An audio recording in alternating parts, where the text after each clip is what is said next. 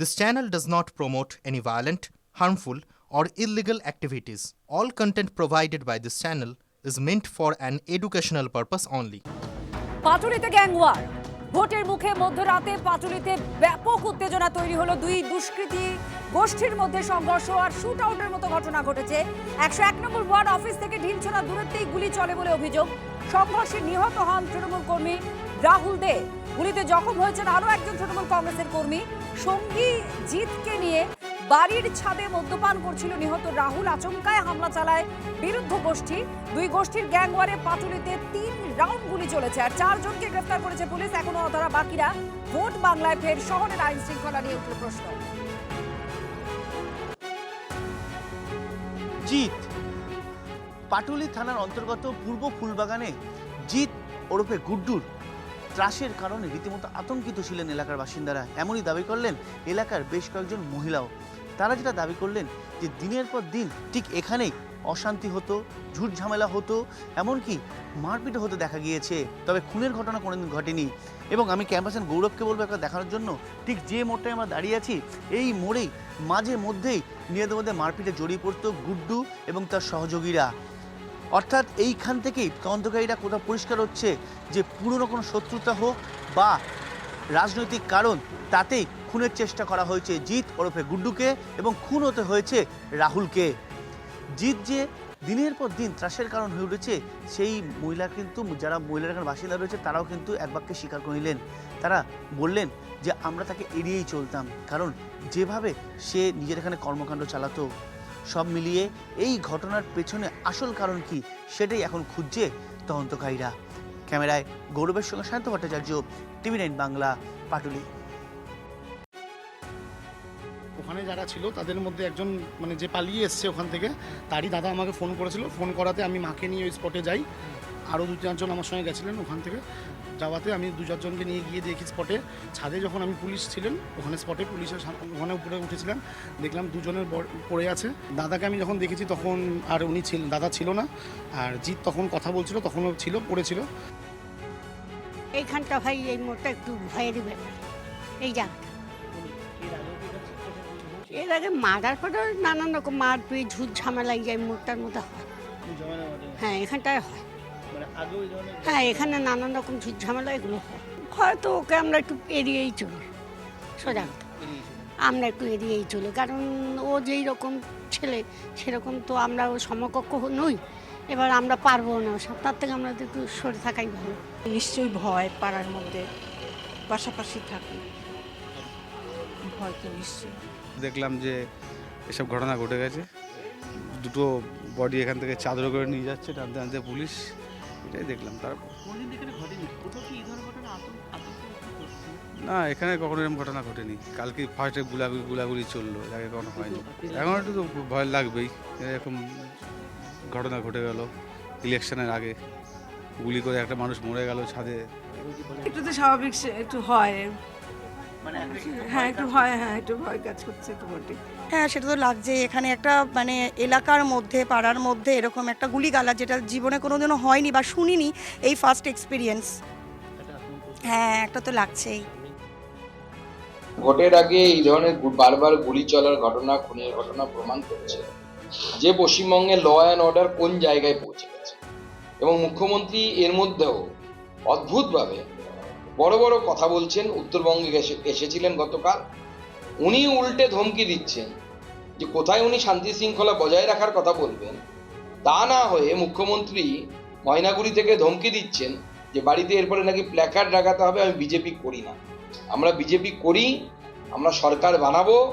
এর আগের বার সরকার বানাতে পারিনি আমরা, তবু আমরা প্ল্যাকার্ড লাগাই দিয়ে দেব যে আমরা বিজেপি করি না। আমরা বিজেপি করি, আমরা ভারত মাতার জয় বলি, আমরা বাংলাদেশের জয় বলবো না। দুষ্কৃতীরা কাজ করছে, বিজেপি মদতপুষ্ট দুষ্কৃতীরা হতে পারে, এটা পুলিশ দেখবে। আমি আইন ব্যবস্থার উপর বিশ্বাস রাখি, আইনের পথে চলবে। দুষ্কৃতী শেষ কথা বলবে না, আইন শেষ কথা বলবে। ছবি কে কার রইল, আমি এই ঘুরছি, কত লোকের ছবি আছে, ছবি থাকলেই সে আমার লোক বা পার্টির লোক সেটা নয়। কিন্তু ছবি থাকতেই পারে, কিন্তু যদি কেউ অন্যায় করে তাকে অ্যারেস্ট করতেই হবে। পাটুলির মতো জায়গায় এরকম একটা ঘটনা, এবং এরপরেই বিক্ষোভ সিপিএমের। যাদবপুরের প্রার্থী বিকাশ চন্দ্র ভট্টাচার্যের নেতৃত্বে এই বিক্ষোভ। তৃণমূলের দখলদারি রাজনীতির জেরেই গুলি, খুন দাবি বামেদের। ঘটনার সঙ্গে তৃণমূলের কোনো যোগ নেই, ব্যক্তিগত শত্রুতা পাল্টা তৃণমূল।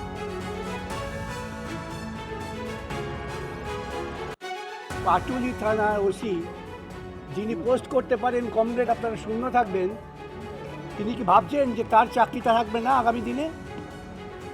এতদিন কোনো ব্যবস্থা নিইনি, শুধুমাত্র আমরা তাকে সুযোগ দিয়েছি ভদ্র হবার। আমি একথা বলছি দাঁড়িয়ে প্রকাশ্যে। পাটুলি থানার ওসির প্রত্যক্ষ মদতে গুন্ডারা গুন্ডামি করছে, প্রত্যক্ষ মদতে। এটাই তৃণমূল দল যারা রাজ্য সরকার চালাচ্ছে, সেটা একটা কাটমানি উপার্জনের একটা সোর্স।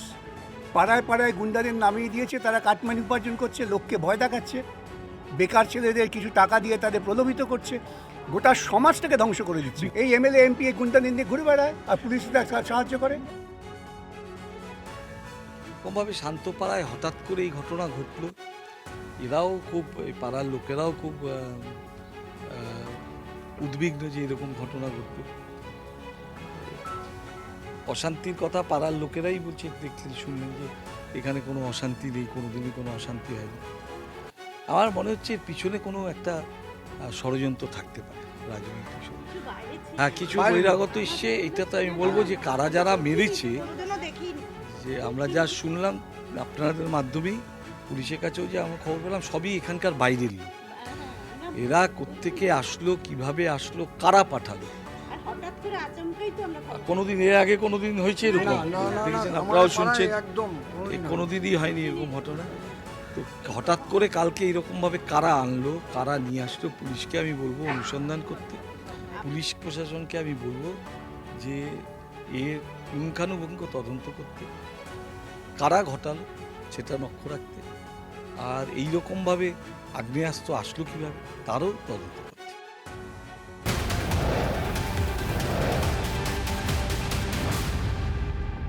তৃণমূল কংগ্রেস প্রার্থী তার বক্তব্য, যাদবপুরের প্রার্থী তার বক্তব্য আপনারা শুনছিলেন। অনেক কিছু নিয়েই ধোঁয়াশায় আছে, ষড়যন্ত্র দেখছেন তিনি, কিন্তু পুলিশ সূত্রের দাবি এর পেছনে টাকা রয়েছে, টাকার বকরা নিয়েই মূলত গন্ডগোল, আর সেখান থেকেই এই ঘটনা।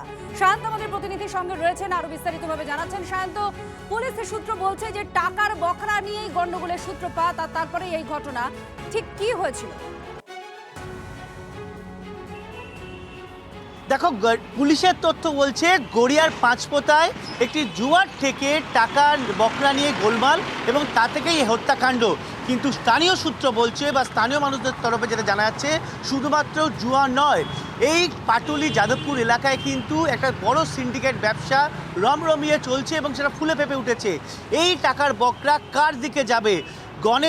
জয়ন্ত ঘোষ যে 99 নম্বর ওয়ার্ডে থাকে, তৃণমূল সক্রিয় কর্মী এবং এলাকায় সিন্ডিকেট ব্যবসায়ী যথেষ্ট প্রভাবশালী। অন্যদিকে রয়েছে এই জিৎ মুখার্জি ওরফে গুড্ডু। দিনের পর দিন এলাকায় জমি দখল, মানুষের বাড়ি দখল, একাধিক অভিযোগ রয়েছে, প্রমোটারিতে একাধিক অভিযোগ রয়েছে। তার সঙ্গে কিন্তু সরাসরি লড়াই এই জয়ন্ত ঘোষের। শুধুমাত্র যে সিন্ডিকেট ব্যবসায় এই ঝামেলা বেঁধেছে তা নয়, এর সঙ্গে রয়েছে প্রমোটারি, নির্মাণ ব্যবসা, ইমারতি সামগ্রী সরবরাহ, একাধিক ক্ষেত্রে কিন্তু এই দুজনের মধ্যে দ্বন্দ্ব চরমে উঠেছিল বলে এলাকা সূত্রে। সায়ন্ত, এখন রাজনীতির তো একটা খেলার মধ্যে আমরা আমাদের মনে হচ্ছে অবশ্যই আছে, কারণ নির্বাচন সামনে, বিরোধীদের একটা তো এটা ইস্যু তৈরি করার চেষ্টা হবেই, কিন্তু এর সাথে রাজনীতির কোনো সম্পর্ক নেই।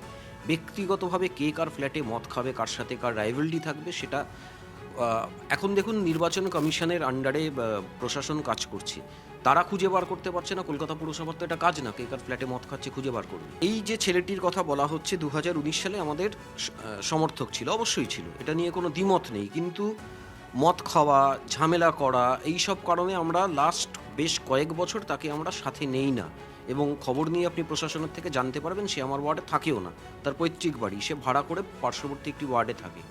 বিগত 10-15 দিন হলো সে আবার তার বাড়িতে ফিরেছে, বাবা মায়ের কাছে খবর পেয়েছি, প্রশাসনকে আমরা যতটা অ্যালার্ট করার করেছি।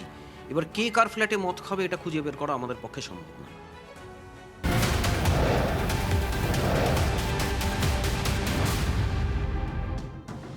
দেখুন, ভোটের বাংলায় একের পর এক ঘটনা যেভাবে ঘটছে, পাটুলিতে রীতিমতো গ্যাংস্টার, এবং সেটা নিয়ে ইতিমধ্যেই বিস্তারিত রিপোর্ট চাইল নির্বাচন কমিশন। এই মুহূর্তের বড় আপডেট, ভোটের আগে পাটুলিতে যে শুট আউট খুন, বিস্তারিত রিপোর্ট চাইল নির্বাচন কমিশন।